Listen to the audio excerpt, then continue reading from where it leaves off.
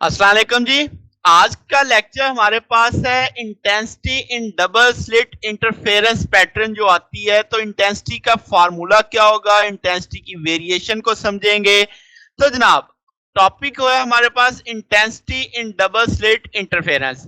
इससे पिछले लेक्चर में हमने यंग्स डबल स्लिट एक्सपेरिमेंट पढ़ा जिसमें मैक्सिमा और मिनिमा देखे कि जब आपके पास लो वेव्स इंटरफेयर करती हैं तो मैक्सिमा कहां पे बनता है, मिनिमा कहां पे बनता है, उसका फार्मूला बनाया। तो हमें पता चला कि मैक्सिमा और मिनिमा आपके पास थीटा के लिहाज से वेरी हो रहे होते हैं। तो इसको जैसे आपने देखा था Y M is equal to D sine of theta. D क्या था, दो स्लिट्स के दरमियान में दूरी। वाई एम क्या था, सेंटर से मैक्सिमा कितनी दूर है या मिनिमा कितनी दूर है। तो वो किसके लिहाज से वेरी करेगा, थीटा के लिहाज से वेरी करेगा। तो आज का टॉपिक मैंने क्या साबित करना है, मैंने कहना है कि भाई ये जो इंटरफेरेंस हो गई, अब उसमें जो आपका रिजल्टेंट आ रहा है उसकी इंटेंसिटी कैसे वेरी कर रही है, क्या वो भी थीटा पे डिपेंड करती है कि नहीं करती। ये बेसिक मुद्दा है आज का जो हमने देखना है। तो शुरू करते हैं। लेट्स से हम कहते हैं लाइट जब स्लिट में से निकलती है तो वो इन फेज है। ये पहली चीज मैंने अज्यूम की, ठीक है बात, यानी दोनों वेव्स आपकी क्या है, इन फेज है। मैं कहता हूं कि जो दोनों वेव्स हैं वो उसमें आपके पास साइनोसाइडल फंक्शन है और एम्पलीट्यूड कितना है, ई नॉट। यानी मैंने मान लिया कि दोनों का एम्पलीट्यूड सेम है, फर्ज किया मैंने ये, ठीक है। अब आपके पास लाइट तो इलेक्ट्रोमैग्नेटिक है, इसका मतलब इलेक्ट्रिक फील्ड कंपोनेंट भी होगा, मैग्नेटिक फील्ड वाला कंपोनेंट भी होगा। तो मैं सिर्फ तय ये करता हूं कि इलेक्ट्रिक फील्ड के जो दोनों वेव्स गुजरी, वहां से निकली दोनों स्लिट में से, उनके इलेक्ट्रिक फील्ड के कंपोनेंट एक ही प्लेन में लाई कर रहे हैं। क्या मतलब कि सेम पोलराइजेशन रखते हैं। यानी हम सिर्फ फोकस रखेंगे इलेक्ट्रिक फील्ड के कंपोनेंट पे। क्यों, इसका जवाब भी आगे चल के देता हूं। तो ये बात मैंने अज्यूम करके चला हूं। बात समझ आ गई कि दोनों लाइट्स की जो रेज निकली स्लिट से इन फेज है, एम्पलीट्यूड सेम है, और उनमें जो इलेक्ट्रिक फील्ड के कंपोनेंट है दोनों रेज में, वो आपके पास सेम लाइन है, यानी सेम लाइन पे लाई कर रहे हैं और आपके यानी सेम पोलराइजेशन रखते हैं। अब हुआ क्या, वो दोनों रेज जब आपकी पी पॉइंट तक पहुंची तो वो इन फेज नहीं थी, यानी चली इन फेज, वहां तक पहुंचते पहुंचते इन फेज नहीं रही।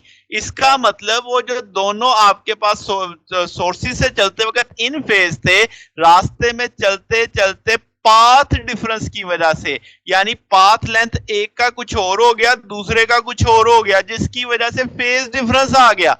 ठीक होगी बात। तो अब आपको समझ आ गया कि दोनों का फेज सेम क्यों नहीं है, क्योंकि दोनों की पाथ लेंथ सेम नहीं है।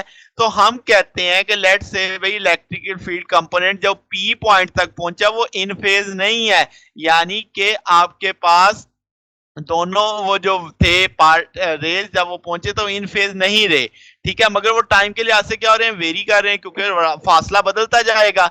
अब आप देखो कि अगर उनमें से एक को मैं कहूं E1 बराबर है E not sine of omega T, तो दूसरे को क्या बोलूंगा, E2 बराबर है E not sine of omega T plus five. यानी दोनों इलेक्ट्रिकल कंपोनेंट मैंने लिखे, एम्पलीट्यूड देखो सेम है, दोनों साइनोसाइडल फंक्शन है। ओमेगा टी क्या है, एंगुलर फ्रीक्वेंसी वेव्स की, मगर दोनों का फेज एक जैसा नहीं है। फिग में भी आप देख सकते हैं कि दोनों का फेज एक जैसा नहीं है। जो E1 है वो ओमेगा टी है, जो E2 है वो ओमेगा टी प्लस फाइव आपको दिखाई दे रहा है। समझ आ गई बात। तो ये हमारा मुद्दा हो गया, ये हमें पता चल गया जी स्टार्टअप पे। अब आपने क्या देखा यहां से कि ये जो दोनों फेज डिफरेंस आया है ये अब बदलता नहीं है, ठीक है। ये इसका मतलब दोनों वेव्स अगर चलती जाएंगी तो ये 5 फेज डिफरेंस रहेगा, ये कांस्टेंट हो गया फेज डिफरेंस, ठीक है। तो इसका मतलब वेव्स क्या हो गई, आपकी कोहेरेंट हो गई, ठीक है। अब वो जो बात कि हमने इलेक्ट्रिक फील्ड का कंपोनेंट क्यों लिया भाई, अब हम जानते हैं कि इलेक्ट्रोमैग्नेटिक वेव्स में ये इलेक्ट्रिक और मैग्नेटिक फील्ड कपल्ड होते हैं, यानी इलेक्ट्रिक फील्ड के बदलाव से मैग्नेटिक फील्ड बदलेगी, मैग्नेटिक फील्ड के बदलाव से इलेक्ट्रिक फील्ड बदलेगी। तो हम इनमें से किसी एक को बस चुन लेते हैं ताकि हम उसकी वेरिएशन को समझ सकें, ठीक है। मुद्दा समझ आया। तो अब हम ई को चुनते हैं क्योंकि मेरे बहुत सारे जो डिटेक्टिंग कंपोनेंट है, जो इलेक्ट्रोमैग्नेटिक फील्ड्स को डिटेक्ट करते हैं, वो सेंसिटिव होते हैं किसके लिए, इलेक्ट्रिक कंपोनेंट के लिए, मैग्नेटिक फील्ड के लिहाज से। तो इसका मतलब हमारे डिटेक्टर्स जब इलेक्ट्रोमैग्नेटिक फील्ड को डिटेक्ट कर रहे होते हैं तो मोस्ट मोस्टली वो किस कंपोनेंट को डिटेक्ट करते हैं, इलेक्ट्रिक कंपोनेंट को डिटेक्ट करते हैं। तो ये बात भी अब आपको समझ आ गई कि मैंने ई ही क्यों लिया वहां पे, ठीक है, बी क्यों नहीं डिस्कस किया। चलो जी अब शुरू करते हैं। हमने कहा जी दोनों सम करते हैं, यानी दोनों आपकी वेव जब मिलेंगी, हमने वेक्टर सम ले लिया तो मैंने रिजल्टेंट को ई पी का नाम दे दिया, जो पी पॉइंट पे हासिल हो रहा है आपके पास। तो अब मैं कहता हूं कि वेव्स के बीच में सर्टेन फेज कांस्टेंट, जिसे मैं बीटा का नाम दे देता हूं। आप फिग में भी देख सकते हैं, आपको बीटा दिखाई दे रहा है। तो ये जो दो आपको बीटा मार्क दिखाई दे रहे हैं, ये अपोजिट है, यानी कि opposite equal length side of triangle है। तो आप तो इसमें हम कह सकते हैं कि ट्राइंगल का थ्योरम लगाएं, जो फाई आपका एक्सटीरियर एंगल है, तो आप लिख सकते हो beta plus beta 180 minus phi, total triangle में एंगल कितना होता है 180।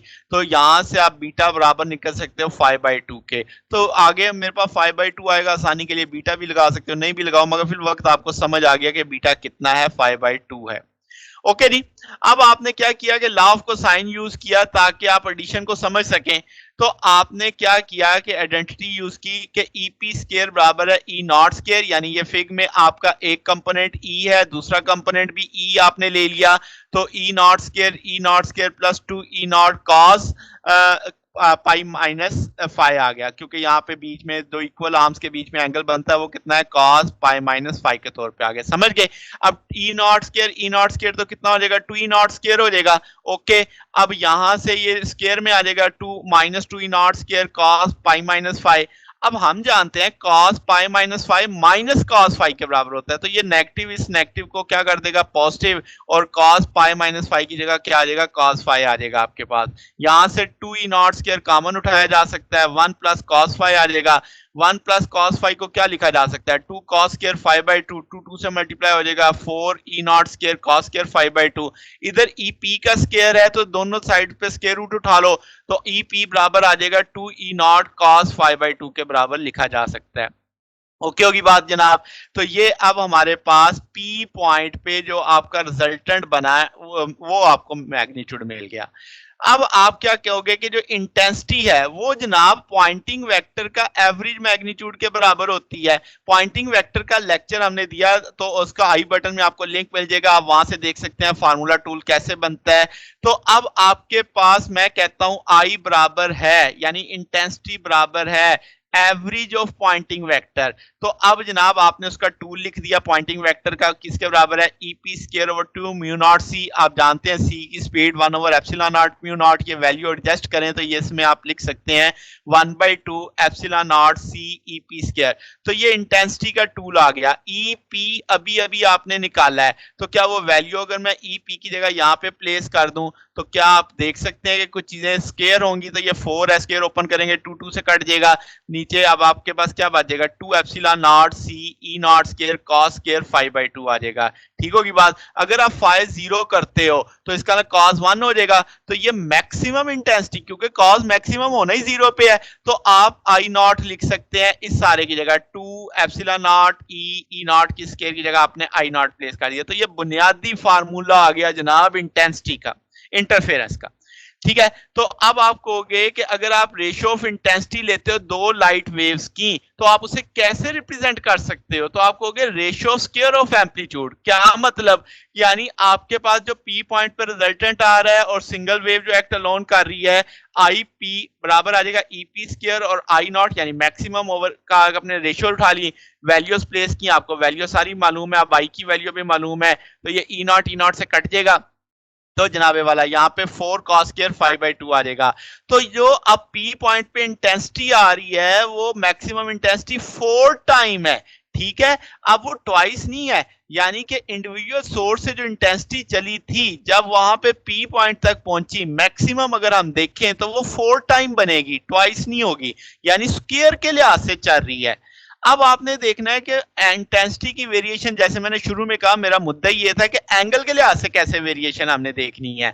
तो वो जो फेज डिफरेंस आया था दो फील्ड्स के बीच में पी पॉइंट तक जाते हुए, वो हमने किसके साथ जोड़ा था, ज्योमेट्री के साथ, कि भाई एक की लेंथ और है दूसरे की लेंथ और है। तो मैं कह देता हूं वो जो फेज डिफरेंस है वो प्रोपोर्शनल है किसके, डिफरेंस इन पाथ लेंथ के। तो अब इसका टूल कैसे हम देखेंगे, हमारे पास एक बड़ा अच्छा फार्मूला है, phase difference over 2 pi path difference over lambda.